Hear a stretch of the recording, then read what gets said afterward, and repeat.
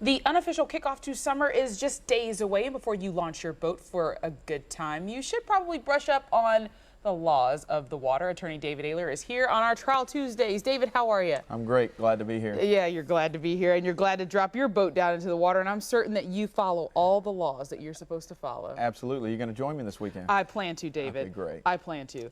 Anywho, let's get down to business. So what's the first thing that people need to know if they're dropping their boat this weekend? Well, first thing they need to do is check with DNR, the Department of Natural Resources, to make sure their boat's registered here in South Carolina. They got to make sure they have that up to date. Otherwise, that's going to be their first issue when they get out on the water.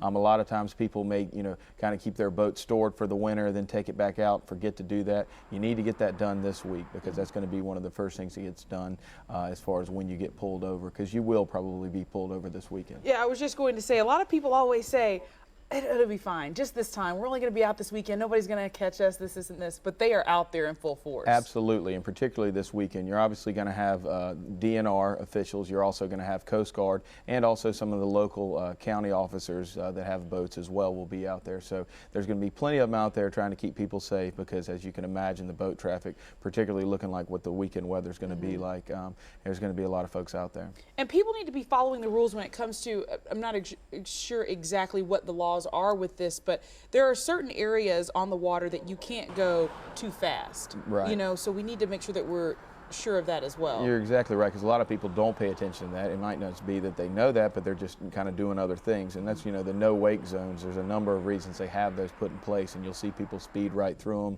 them, particularly close to marinas, that sort of thing, boat docks, and that is also a no-no. You also got to make sure before you go out there that you get your list, and DNR can provide it with you, of every single thing you need on that boat. The fire extinguisher, of course the life jackets, that sort of thing. And if you have anybody under 12, they need to be wearing the life jacket. Okay, let's say that there are other people coming into town. They are bringing their watercrafts with them. Do they need something in particular to be able to drop their boat here in South Carolina? Well, if their boat's registered in another state, they'll be okay on that. What they probably should do is at least check on the website, if not give DNR a call to make sure that they're following all the laws that are particularly related here to South Carolina. Similar to things like when you take a gun that may be registered in one state to another state, you might want to just check to make sure, because the last thing you want to do is get stopped, get towed in, your day ruined, and then, beyond that, even of course arrests related to people doing reckless things or, drinking while driving the boat. Right, very reckless. And also, people know that they shouldn't be drinking and driving the boats, but also, David, you can get tickets for other reckless. What are some of the reckless things that people would be doing? Well, first, you just mentioned one,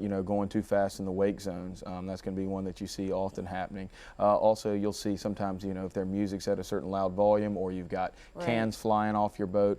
Various really just sort of sloppy type careless activity, some of which is just a nuisance, other is actually dangerous. All right, well, you need to make sure that you're safe. And what's the main thing that you would say people need to pay attention to, David? Not just, I would say, even if you're not 12 years old, if you're not really a great swimmer, you probably need to wear a life vest. It seems common sense, but... Well, there's so many boats out there, too. If you somehow fall off the boat or you jump off for a little bit, you got to be very careful of knowing your surroundings. Not only as a passenger on the boat or someone that jumps in the water for a minute because it gets a little hot out there, but of course the drivers, because there's going to be so many other boats around. The traffic is going to be pretty tremendous out there, and you don't want to, be kind of looking the other way, maybe doing, I know you like to dance, doing a little dance and that sort of thing, and the next thing you know, there's a boat coming your way. If David Aylor is driving the boat, you want to make sure that everyone has on a life vest. Thank you so very much. Have a great Memorial Day weekend. You as well. Thanks for having me. Coming up next, if you're working from home right now, perhaps you'd like a better workspace. We show you how to create a comfortable home office. That's coming up. Stay with us.